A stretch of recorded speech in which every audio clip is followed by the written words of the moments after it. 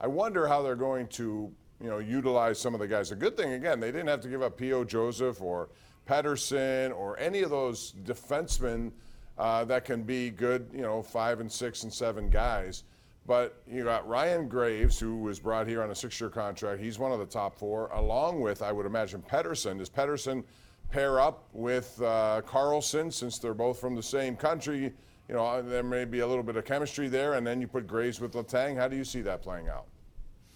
Yeah, I mean, before Carlson, you thought immediately that Graves would go with Letang, that just seemed like a natural pairing. And I think you're onto something there with the two Swedes together on that first line or second line, however they put these two lines out there, 2 of the 3 lines, and an opportunity for P.O. Joseph, an opportunity for Ty Smith, someone that came up young, had to cut his teeth again in the AHL last year. I'm sure he's ready for another opportunity, and maybe Smith will be on that third line, but there is some competition there. And as for the forwards, I mean, I do like what they've done with the bottom 6. They're not flashy moves, but a guy like Eller, a guy like Nieto are people that can embrace playing that type of hockey that we didn't see a lot of in those bottom 2 lines last year. Yeah, they seem to have a stacked roster. The question I would ask you, and I'll ask anyone here tonight, call us at 412-575-2600. Jeff, does this make them a legitimate Stanley Cup contender in the East?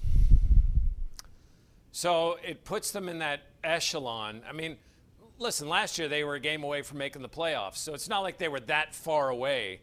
This trade puts them back into the conversation of being a 4, 5, 6, and then you get into the playoffs, and would you want to face Malkin, No. Letang, Crosby, and Carlson and all those guys. Erik Karlsson and Rickard Rakell, who might be healthy for a postseason.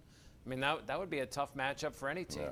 But it does put a lot of pressure on Tristan Jarry, who will have to clean up a lot of the messes created by offensive hockey, because you're going to get some odd man breaks the other way. So he's going to have to be good. And he may have to be like Tom Barrasso was in the early 1990s, which is to say you don't worry about your own individual stats, making big saves at big times and try to win big games. We're going to go to break here, Jeff. We'll come back, continue that. We'll also open up the phone lines. It's 412-575-2600. This is the Ireland Contracting Nightly Sports Call.